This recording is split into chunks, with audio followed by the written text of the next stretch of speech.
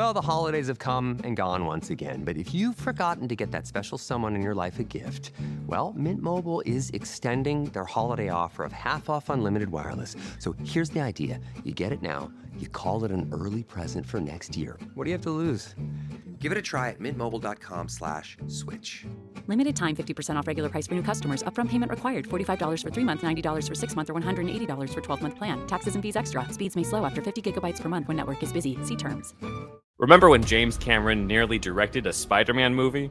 What about when we almost got Batman Year One with Joaquin Phoenix? Or David Goyer's Flash movie that would have starred Ryan Reynolds? Well, if you want to learn about all the unmade superhero movies, then check out Superhero Stuff You Should Know. Hosted by Ben Wan and Alex Ramsey, every month we cover nostalgic superhero movies with deep dives into unmade scripts, early drafts, deleted scenes, alternate cuts, concept art, novelizations, and tie-in novels.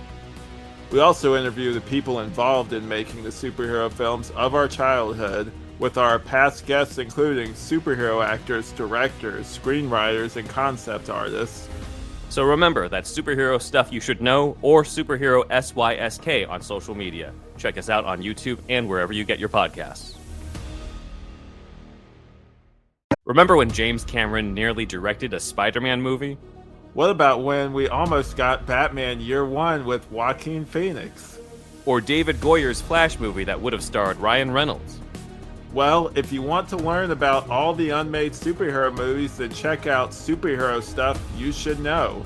Hosted by Ben Wan and Alex Ramsey, every month we cover nostalgic superhero movies with deep dives into unmade scripts, early drafts, deleted scenes, alternate cuts, concept art, novelizations, and tie-in novels. We also interview the people involved in making the superhero films of our childhood, with our past guests including superhero actors, directors, screenwriters, and concept artists. So remember, that's Superhero Stuff You Should Know, or Superhero SYSK on social media. Check us out on YouTube and wherever you get your podcasts.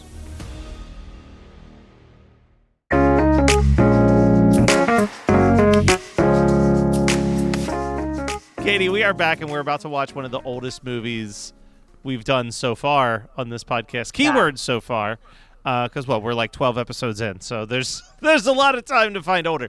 But this was suggested to you by a person who's also guesting on this episode. So I believe you need to introduce our guest. Oh my God. I have been talking to Woody for the last couple of weeks because we are both PAC house performers at the PAC in Los Angeles, Hollywood, California. And we were talking about like different podcasts and things that we were doing. And Woody does a bunch of different like sports podcasts and things like that. But one of the things that we connected on was having a very Christian upbringing. And Woody, we have a couple questions for you before we do get started, just to see where on the Christian cringe scale you do lie on. And I feel like you're going to rest pretty high like we did. So I'm very excited about this. Sure. All right. So the way that this works, Woody, is we've got 10 questions, each worth 10 points. Okay. And you can get a perfect 100% if you are cringy enough. Question 1, pretty simple. Have you ever identified yourself as a Christian? Yes. Okay, there's 10 points right there. Wait, does it count? Does it count as another one each time you rededicate yourself when you feel guilty? He's already at 100. Yeah. No, we won't do that much. But question number 2, have you ever attended youth group? Yeah, on each coast. Ooh, love that. All right, question number 3, did you ever own a What Would Jesus Do shirt or bracelet? Oh, yeah. Not against my will. They were given to me. I mean, at youth groups, and then the shirts, they just found their way into your closet. Yeah, that's what everybody says. Did you ever declare in some way that you were saving yourself for marriage? Oh, yeah. You learn almost to use it as like a weapon. Oh, yeah. Yeah, stay away from me. This is where the next question is the one where I decide how much of a conversation I can have with this person is, did you ever have a strong opinion about a Christian band blowing up in the mainstream, either overly excited for them or calling them a sellout? Oh, do we want to talk about Audio Adrenaline DC? Third Day Big Tent Revival, Yeah. Jars of Clay. Yeah, you're OC naming I got to put Big Tent Revival on our list. I forgot about them. Choose life, brother, because you're Yeah. not choosing it without Big Tent Revival. All right, so far we're 5 out of 5. All right, number 6. Have you ever asked someone, how's your relationship with Jesus? Yeah. All right. Have you done it this week? I say it to my cats a lot when I'm alone. Question number 7. Did you ever participate in an awkward youth group play in front of your church? Oh. Come on. Is this where he's not a perfect 100? Oh, come on now, Woody. Yes, I did. Did you? What was it? Yes, I did. It was a someone was carrying a cross, and that person falls. You gotta lift him up, help him carry him down the aisle. Like we're all in this together. So, actually, you know what?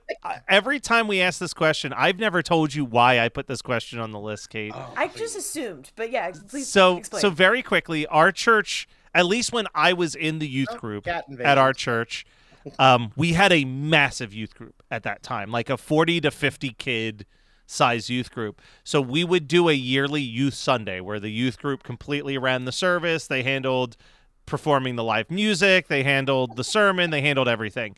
And one of the youth leaders had this idea that I'm sure they got from some other youth conference, but it was like this Jesus and people with pain, and it was them like Jesus taking that pain from them and getting hung on the cross, and it was set to Total Eclipse of the Heart by Bonnie Taylor, which is like the best part about it. Yes. And I was cast as Jesus in this particular play. Big deal, because I was only in 7th or 8th grade at that time. Wow. Starring role.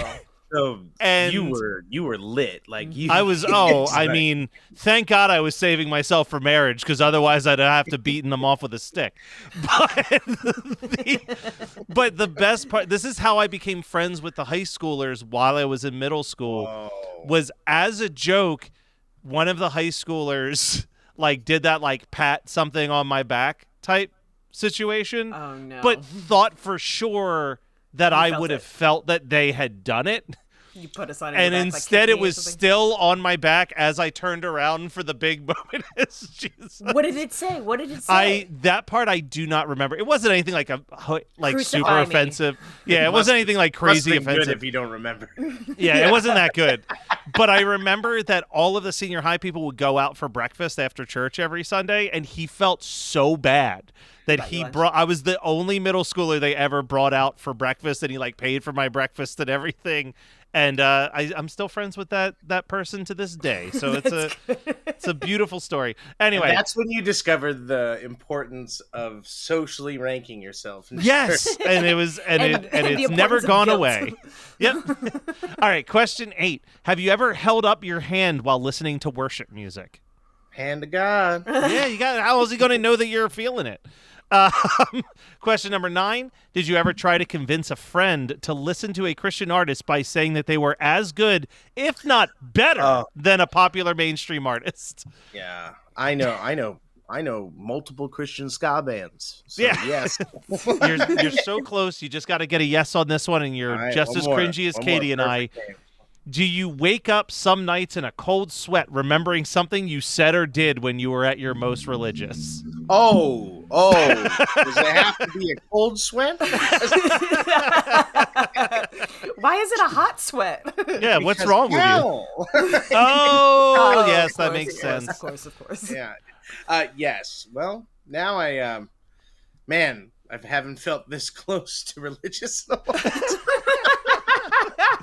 That's what this podcast is about. It's about. It might be called Christian Cringe, but technically it's a televangelist podcast. So now that we've got you in our grips, Let me go get my Now- jacket. We can slay some demons. Yes. Is Woody, it bright red what is- and has double M's on it? It's behind me. yeah, that's why I got it. Woody, what is your relationship with the cross and the switchblade? How did this come into your life? Oh man. Okay, so a little background. My dad and mom, they were late game Christians. They did like, I think they were in their like early 30s, mid 30s, and when they converted, my dad, he went hardcore. He used to work downtown LA in real estate, and he ended up just walking away from that, and he became a carpenter, a good carpenter.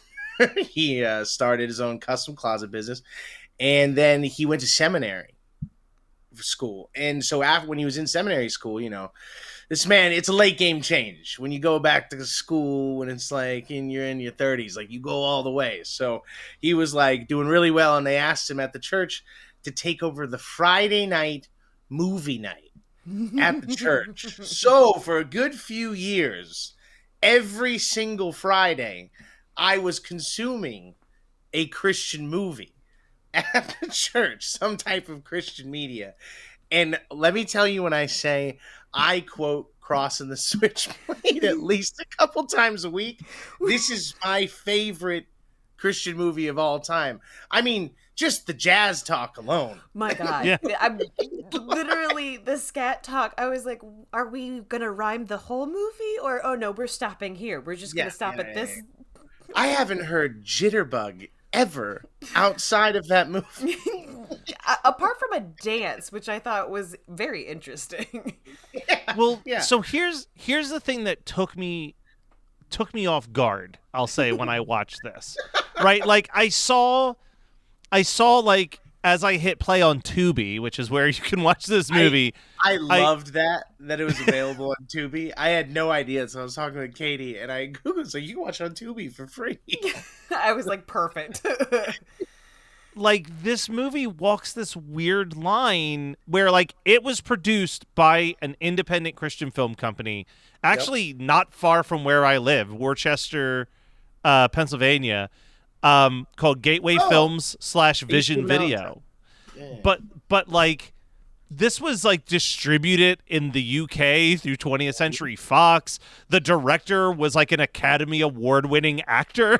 Like it's like Pat this Boone is like was in it. Yeah, like Pat Boone and Eric Estrada. This is Eric Estrada's young Eric first Estrada. movie. This was his break. Yeah. You wouldn't have chips without Crossing the Switchblade. And here's the thing, like while you were talking about it, at first I was like, okay, this was probably like released straight to video, or like this was a TV movie. Like this was a theatrically released movie that did like shock in front.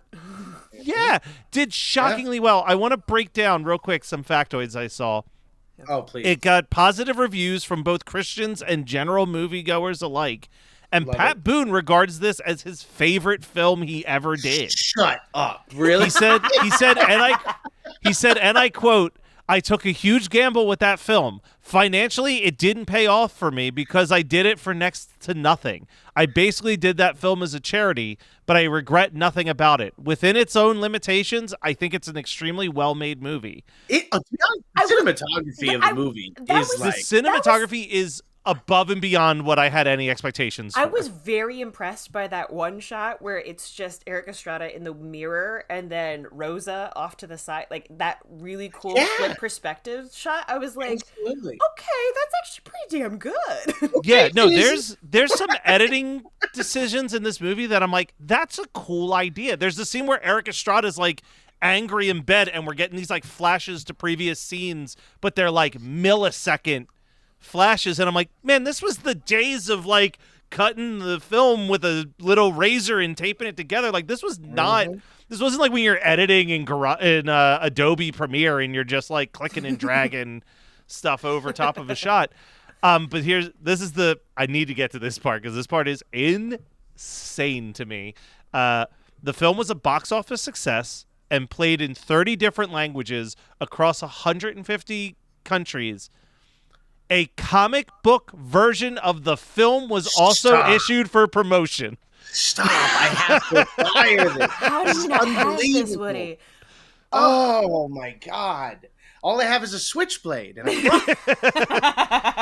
and this was like based on a true story, based on a book about that. Like this is like the third iteration. By the time we get to the movie, The Cross and the Switchblade, it is an adaptation of an autobiography by the character that Pat Boone is playing about, converting all of the gangs in Brooklyn, which debatable, I think, if that's true. But yeah.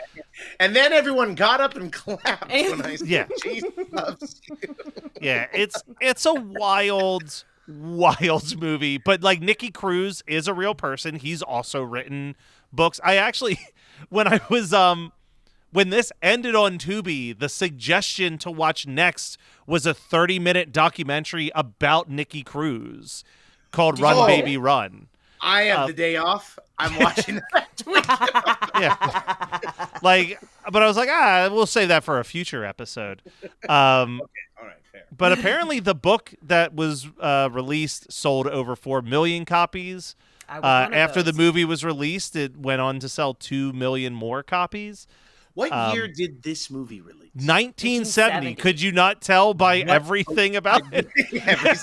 But I'm wondering, what year did the Warriors release? I think like a real jack of the Let Warriors. me see. I think the Warriors stole from this. Yeah, the Warriors was 79. That's amazing. They definitely took some beats from this movie. It's not an argument. Like director, I guarantee. But it also has like some strong themes that feel very similar to the 1961 West Side Story. That's true too. Yeah, no, that's true too. No, well, so here's the thing. I knew nothing about what I was stepping in for, and like I'm a big horror movie fan.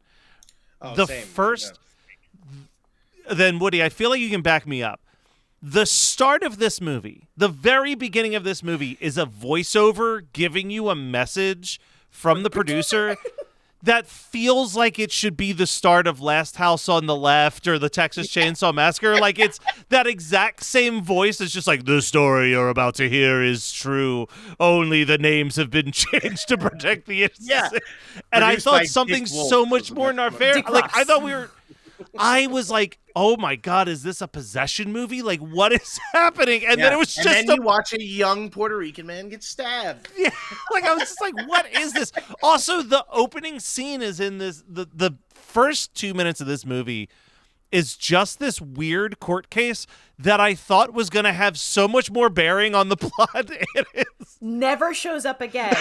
Never shows, like, thematically or anything. And there's a couple things that I'm like, wait, what happened in that instance? And then, like, we never talk about it again. Like, Rosa's arc, where she's, like, she kicks heroin, and then she comes back, and, like, Nick Estrada or Eric Estrada just says, no, I don't want anything to do with you. And then I don't give a fuck that all my friends ran through you. Sure, you can be my gal. Yeah.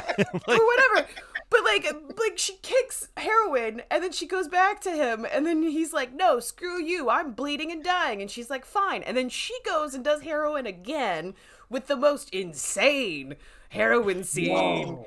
That guy. That guy really good. Was great. He was like the cat from Alice in Wonderland. Yes. And then she comes back and she's like, I'm still clean. And I was like, when? Yeah. Well, because she had the distaste for it. So I can speak as someone who's quit chewing tobacco a few times that it didn't stick until I had this one, and literally, for lack of a better Gen Z term, it just gave me the ick, and I just haven't done it in like years since then. Okay. So it took a few times.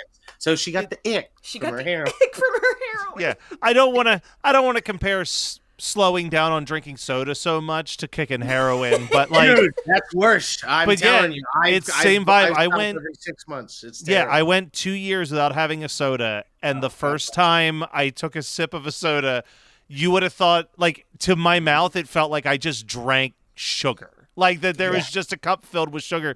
I was like, this is the sweetest thing that has ever touched my lips, and it's too much. And now it's like, now I'm like the way that a human should be consuming soda, which is like arguably once every couple weeks to a month, I'll have a cup. You know what I mean? Like, but I was like a case of Pepsi a day drinker for a while. I would take down like 10 to 12 cans.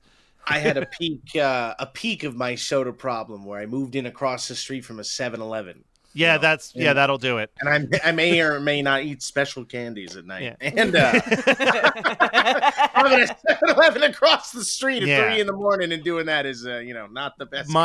My peak addiction of soda was working at a desk job that had a constantly stocked fridge with free drinks to grab, and it was just like every day I just walk over, grab a can, drink it, go back and get another can, and suddenly getting it back. Yeah. Getting it back. Like, this is part it's of like my I'm future. taking from you. Yeah. It's like when you poop on the clock. It's my time now. It's my time. But shout out to Rob Bergsma, my former co-host, and also probably a really good guest for Christian Cringe. But I worked at Machinima, and I got a soda at lunch one day, and he was like, "Katie, you're the only adult I know that still drinks soda." And I was like, what? Then I started looking at, like, He really shamed hard. you? He shamed me, and I was like, I think I need to switch to LaCroix, guys. And I did, and I feel a lot better. No, it really, and you like, I know people talk about beer weight, but man, did you drop pounds when you cut sugar, like soda, out of your life? You don't I think realize I how dropped like swollen 15 your pounds face in like a is. month. It was Yeah, crazy. No, that's very true. But you go through that with, man, the withdrawal of like not having that much sugar pumping through you that was hard. The headaches Which is why sucked. I feel like I need to just show the like image or the clip of Rosa just being like, I need the hit. I need the hit. Every time I want like something sugary. I'm picturing you just with your family around you praying and like, soda cans with on like the About the pizza. weird There's- like finger gun prayer. The weird finger gun prayer. That whole thing. So, Woody, before you got to the recording, Katie and I were talking a little bit, and I think the biggest issue I have with this movie is honestly its runtime, because man, does like the back half run out of the steam that is promised in that. For the first like 30 minutes, I was like, what a magical gift that has just been like dropped into my lap of this very of its time. And, you know, we talked about the cinematography being great. I got to throw this out there. The score, I was enjoying most of the time. I've been waiting to talk about the custom score. Yeah. Like, literally that opening fight scene where it's just diet shaft. And Yeah, it's fantastic.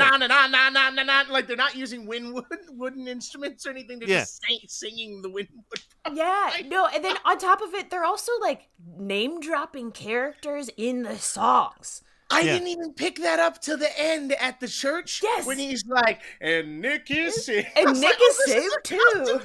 Yeah. It was a custom song. But it is like, it captures this vibe of like, and I think that this is what's impressive to me, right? Like, we brought up Christian ska earlier, right? Like, I feel like the joke a lot of the time is that any type of Christian media that you dive into is already like 2 years behind everything else. You know what I mean? Like, the Christian ska bands started popping out in 99 when like all of the big Christian wave had, like the mainstream wave had already wrapped the up. fourth wave now.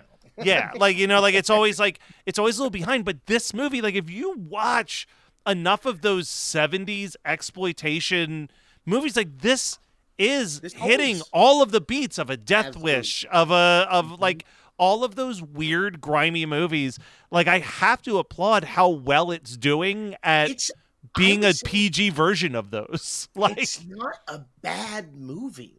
No. Like, it really isn't. That's the thing that's wild to me, because so much of the Christian content we watch or listen or consume right now to do this podcast is like, it's cringy enough to like do the research, but like watching this, I was like, I'm actually kind of into this story, and like the cinematography, I was like, I actually am wondering how this is gonna go. Are they gonna fight to the death in the end? Yeah.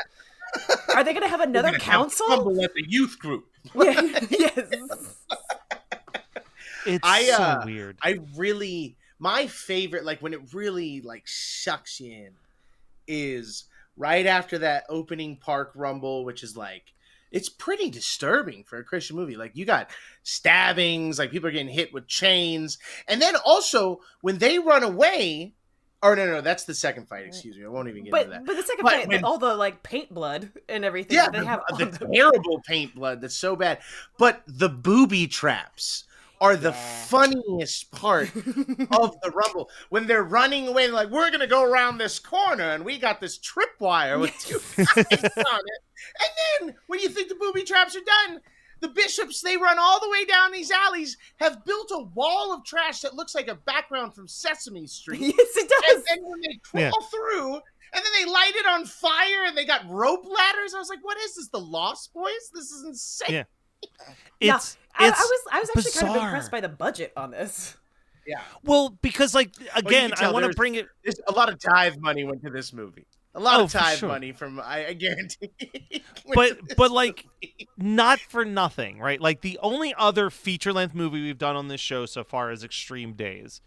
And like Extreme Days, as much as I love the soundtrack, I mean, give me all the PAX 217 you can jam into 90 minutes. But like That storyline. that movie felt so cheap. It felt so like lazy and rushed and just like, let's try to get our road trip movie in while it's hot. And this literally does just feel, you can kind of feel, especially in the 70s, maybe it's because it was the 70s, but like when you get into the 90s content, you feel that we've got to jump on this trend while it's hot attitude. And this kind of just felt like what the artistic vision was for the story that they wanted to tell. It didn't feel like it was trying to ride a specific wave. It just was. And I have to applaud that aspect of it, really. And it walked the line of like, you know, how many terrible like white savior movies have we seen? When this one, although, you know, it still falls probably under that category. Under, There was a nice humbleness. Yeah. At least he didn't like succeed outright. Like I do like his relationship with the girl. Bo, is it Bo? Bo Peep? Bo Peep. Well, I was going to say that opening scene is so magic when those kids are just ripping apart his car and he comes out and instantaneously he feels just easy enough. Yeah, I'm going to call you Bo Peep and your friend Bottle Cap. Yeah. yeah. I'm part of this too. Here, have my shoes because he can't stop belly aching about them. Like legitimately, I remember reading this book, and this was like kind of my mentality when I was like younger, and especially in like the college years when I would do mission trips and things like that. It's like, yeah, take the sweater off my back. I don't care. You seem cold. Like, do whatever it takes in order to like make sure that the kindness continues or something like that. But it is interesting to me how much he like inserts himself into stuff and just says Jesus loves you, and it's the best. The gang meeting, and he's just like hops in like, hey guys, I know you're about to go to war right now. I just want to let you know. Right. And then also he's like he gets posed the question, what, does your God rumble? And he's like, yeah, you know what, he does. My God does rumble, man. I'll say it. I just found myself in a weird deep dive of the people who produced this. Gateway Film / Vision Video, which is the production company that put this out. And I clicked into their About Us page on their website, and it breaks down their history. And it says here, 1969, Ken Curtis, the company founder and president, then a young minister and TV producer in Boston, helped Hollywood producer Dick Ross form a small film company to communicate the gospel through secular cinemas. The first film that they made was The Cross and the Switchblade. And then it just says this, factoid, The Cross and the Switchblade did very well in theaters, but unfortunately the upstart company that produced and marketed it ran out of capital and filed for Chapter 11 receivership proceedings. The limited partners assumed responsibility, and the federal receiver appointed Ken Curtis, the new company, to continue distribution. Thus, Gateway Films was established, not out of any strategic plan, but in a response to a current crisis. So the production company of this was formed as a way to get this movie out after they ran out of money making the movie. Which is interesting because they also shot apparently like on location of where the story took place. Yeah. The true to life story. Like apparently it's like some of the tenements and things. I mean, that's what the producer says at the beginning of the film, so I'm apt to understandably agree with him, I guess. But like it definitely didn't feel like sets for most of it. No.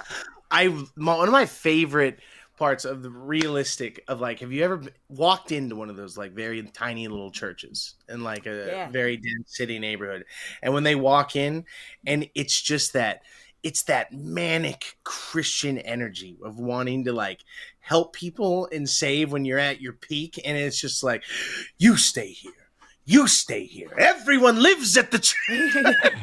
It was a little bit, I will say that scene itself totally creeped me out, because everyone felt very like Stepford wivey, and it's just like, you're the preacher that wants to help the bishop boys. Oh yes. And I was like, ugh. We have seen your coming. And then Pat Boone is just like, finally, my people, yes. And like he starts talking just like the same cadence and like kind of like monotonously toned, and then Bo Peep's just like, I don't know about this. I love the one scene when they're making him his first like dinner from their culture, and I think they were serving him like plantanos or whatever, like the fried plantains. Like, oh, this is really good. We don't have anything like this back in Pennsylvania. Oh, Phillipsburg, Pennsylvania. Philip, man, Also, did he stress where he's from? Can we many talk about? times. I've been waiting to talk about this literally since I've watched it again. The call that he makes to his wife before Rosa comes back and she's going to try and kill him for a fix. And she's just like, listen, I know you're pregnant, but I'm saving souls here, baby. Like, that's another storyline. Push back the pregnancy past Thanksgiving. I got to do this rally and save the kid. No, it's so true. Like, his wife takes such a back burner. He like even starts out by saying, my wife is pregnant and at home, and I came all this way to New York to save the kids. And Which, it's like, not for nothing. I just want to throw this out there. All this way, Pennsylvania is a 2-hour drive to New York City, no matter where from PA you're coming. You could go home to your wife once in a while. You don't need to be, like, landlocked. And, like, if he was in L.A. dealing with the gangs, I'd be like, yeah, he came all that way. That's a long distance to go back and forth. Like, you are 2 hours from home, sir. Well, I like to think that when he was like, I got a whole church back in Phillipsburg, Pennsylvania, praying for you, that the entire movie, there was a group of Pennsylvania Dutch people just like sweating it out in a church. You wanted just one cutaway with a pregnant woman in the back, just like leaning up against a wall, having some contractions. God's gonna hold this baby till he comes back, which I don't think will be for a couple of years. Introducing Internet Supreme Court, the new live stream show where we judge everything in the current cultural zeitgeist. We cover news, memes, Reddit drama, X-nonsense, and try to stare long enough into Mark Zuckerberg's eyes to see if he has a soul. He doesn't. Check us out every Thursday at 7 p.m. Eastern Standard Time on InternetSupremeCourt.com, premiering in March 2025. Check out InternetSupremeCourt.com for more, or follow us on Instagram and Blue Sky. You know, we were talking about the music, and I wanted to check in on who created this music. And it was a guy named Ralph Carmichael. I think part of the reason why the music's so good is that this dude was legit. So he assisted the composer of the television show I Love Lucy and arranged for the music on Bonanza, and then went on to score The Blob in 1958. And then this is my favorite factoid. He also composed and conducted the theme song to the 1965 sitcom My Mother the Car, which is infamously one of the worst sitcoms of all time. But then he was like the main arranger for Nat King Cole throughout the 50s and 60s. And then he's referred to as the father of contemporary Christian music. Like, he founded one of the first, like, CCM record labels. Petra, okay. Yeah, how dare they credit him with this? He wrote contemporary hymns, including Reach Out to Jesus, which was recorded by Elvis Presley on his Grammy Award-winning album, He Touched Me, which is not a great album title, Elvis. I would rethink that one, but... Yeah. I didn't know Elvis was a Catholic. Yeah. Where's Christian's bell? I did write down one quote that I needed to bring in here, which is a character who, again, like shows up kind of early in the movie and then is phased out, is Bo, the young lady who likes to play trumpet that befriends him before anybody else. I know. I was waiting for like some redemption arc. Nope. Or She something. has a nice outfit at the end there. She's just in there to call out different gang members. But she that are also hurt. she also has the trumpet still. Yeah, it's weird. One of her earliest lines, he's trying to preach to her, and this is when like the one guy sitting on the steps commenting on his shoes over and over again. Bottle cap. And he's like, "Aren't you worried about your salvation?" She goes, "I'm just worried about the pigs and making this bread." Yeah. I was like, Tat that on my soul, man. I was like, is that one of the ones that you quote all the time, Woody? Because I feel like it is. Yeah. It is. That's my wife's heard that phrase. And Katie, you went to the ending. The biggest issue that I have with the ending of this movie, where I just felt anger and disappointment, is like, what exactly did he think was going to happen when he sent Mary out there to sing her boring ass song for this like rowdy group of gang members? Like, Yo. My favorite is the chubbier dude from the Bishops that gets up and starts doing his little just like it just keeps cutting to him, and each time he's still just wiggling. I've never been more glad for 1.5 speed of like watching a film, because that was a long segment. It was a long segment, and she's like looking visibly upset and terrified, and he's just like, bring out Mary to sing her awkward song, and she's like just out there belting out like an operatic song. Like that was gonna, I mean, I guess it's better than what I thought was gonna happen, which was that they were gonna like ghetto-fy some hymn for the gang. Like, yeah, right? They were gonna do some, dude, don't get me started on Christian covers. Have you guys ever heard of the band Apologetics? Oh boy, don't you worry, we will do the Apologetics one of these days. Oh, please. Do you not know about the Apologetics, Katie? They don't, were the but Christian I know Weird the Al term. Yankovic. Oh, come on. Imagine every dad rock song you've ever heard, and it's about Jesus. So Hotel California, Hotel Can't Afford Ya, the birth of our Lord and Savior. I'm like, I know like theology and the term apologetics when it's coming to interpreting the Bible, but like, okay, good to know. And yes, can't wait to do that. And Katie, just for starters, they release all their albums on their own record label, which is Paradudes. And since 1993, they've put out, 6, 8, 10, 12, 14, 16, 18, 20, 22, 24, wow, 26, now that's what I call 28, Christian. 30, 32, 34, 36, 38. 40, You're still 44 albums and 5 EPs and 6 live albums. Man, these are some rad dads, man. Wow. Yeah, they're one of those bands. It's impressive that they put out 46 albums, because I don't know anybody who listened to more than one of the albums and then thought that's enough. Because it's like, you know how like I have that podcast about Weird Al where we're constantly talking about how incredible he is at being a chameleon from genre to genre, and that he's like top of his game at everything. That's not the Apologetics. No, they are at best a dad's cover band in the garage trying their best. The other one that sticks out in my head was the American Pie cover, and I Stacey's think this mom was by Mr. Parable Guy. Yep.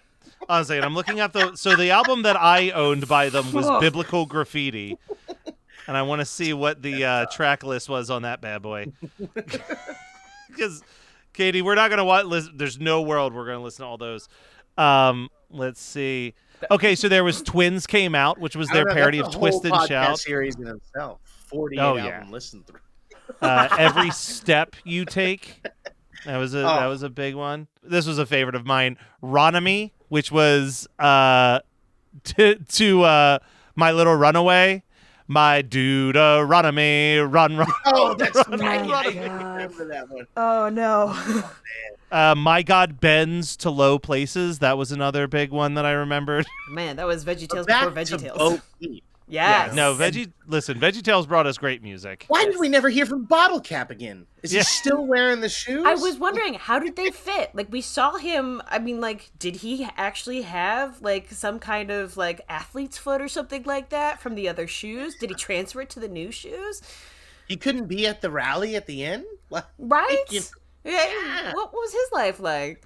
Also, can we talk about the teen, like the 12-year-old turning tricks or something, or trying to? Oh yeah, real hard. That was very very like when what's his name? Momo, was that his name? Momo? No, that's the Mau Mouse. No. Who's the guy who Mingo. fell off? Mingo. Oh, Mingo's Because sister. I was yeah. like, He's just like, you want to end up like them? And he turns around, and it's just these two people making out on a couch. You want to do this? You want to be like them? That was wild, and I was like, if I was a teenager watching two people make out, and like, you want to be like them? Like, yeah, probably. Honestly, I'm very lonely. Also, when the best answer ever, when she like grabbed the joint and she started hitting it, and then he grabs her and he's like, "Why do you smoke that stuff?" And she goes, "'Cause it makes me feel sexy." I wish we made me feel that way. I mean, also the introduction of the association of like advancing gangs and pot. What a name. What a name for a group. AAGP, I think it was. I was like, is this like also like an AARP type of thing? But We're about to go public on the stock market. Yeah, great. Okay. I'd like to invest.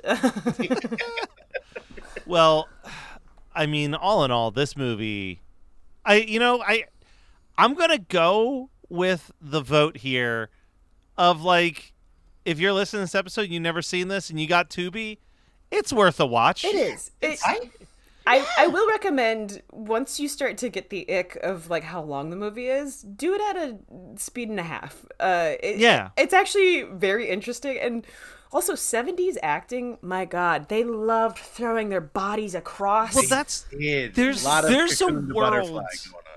There's a world where this could be a midnight movie. You know what I mean? Like this could get that, like, obviously not the full level of Rocky Horror, but this is like, I could have a good time watching this with friends, especially if it's like at that level where you've watched it so many times that you're all just like excitedly yelling some of your favorite lines along with the characters. People will like show up to the midnight movie dressed as the Mau Mau's. Yeah, you know what I mean? Like, why not? The red jackets. Yeah, this is a cult classic. Also, one other thing, the ending scene, how awesomely 70s was it? It was like a cross between Star Wars and like He-Man or whatever, when he starts preaching and he gets to Nikki and it does that freeze frame with like that blue fire behind him where it's like that creates a cross behind his head and he's just like, all right, we're doing it now.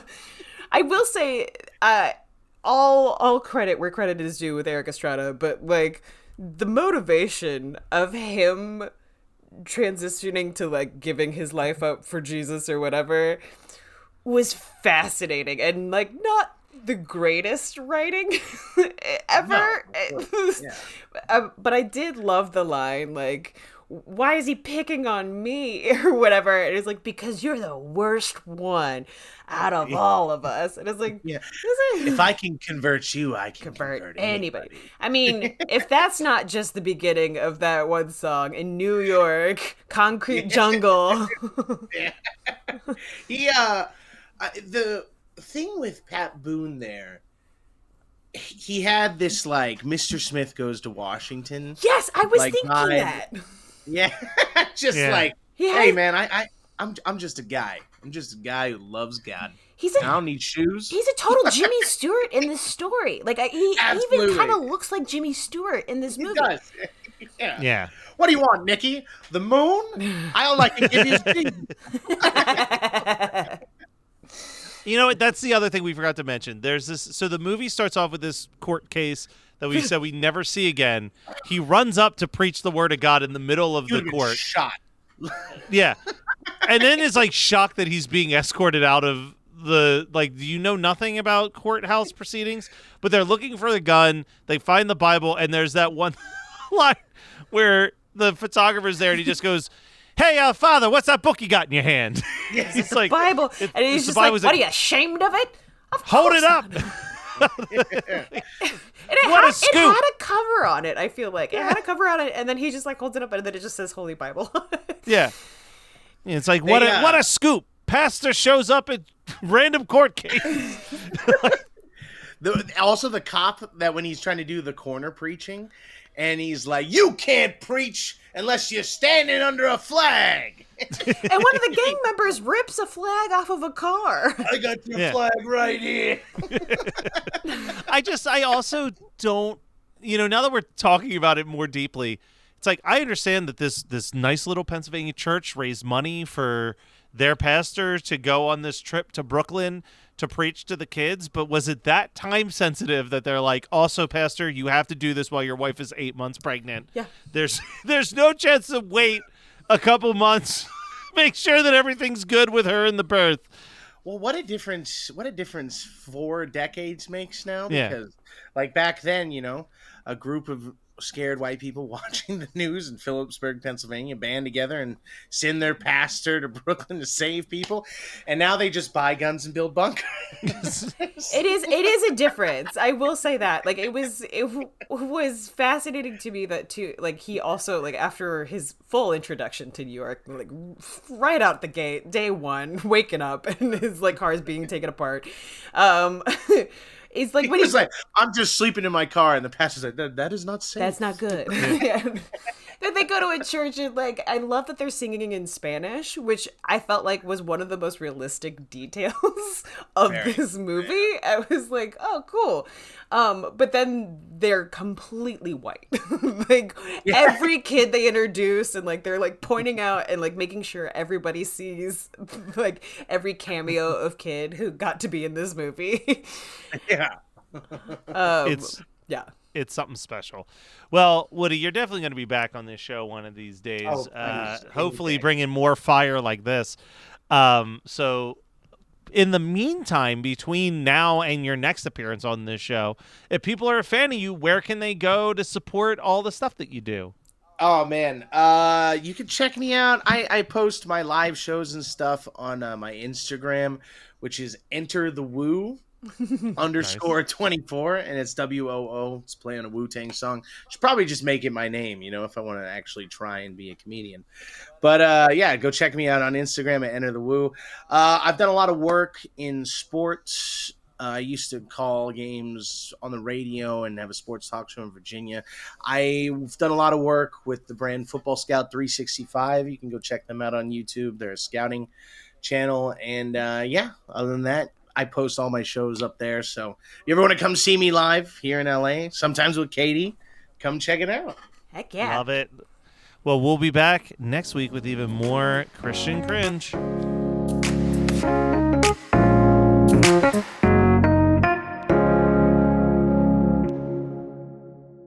Why do growing businesses love working in Slack? Let's ask Christy at RE Bikes. Running things in Slack saves me so much time. AI summaries save 97 minutes per week. What say you, Rox from Gosney? Slack helps us build community, it helps us build connection. Your partners, vendors and customers all in one place. Take us on home, Ashley from Caraway. If we didn't have Slack tomorrow, I would explode. Well, let's not let that happen. Visit slack.com/podcast to get 50% off Slack Business Plus. Remember when James Cameron nearly directed a Spider-Man movie? What about when we almost got Batman Year One with Joaquin Phoenix? Or David Goyer's Flash movie that would have starred Ryan Reynolds? Well, if you want to learn about all the unmade superhero movies, then check out Superhero Stuff You Should Know. Hosted by Ben Wan and Alex Ramsey, every month we cover nostalgic superhero movies with deep dives into unmade scripts, early drafts, deleted scenes, alternate cuts, concept art, novelizations, and tie-in novels. We also interview the people involved in making the superhero films of our childhood, with our past guests including superhero actors, directors, screenwriters, and concept artists. So remember, that's Superhero Stuff You Should Know, or Superhero SYSK on social media. Check us out on YouTube and wherever you get your podcasts.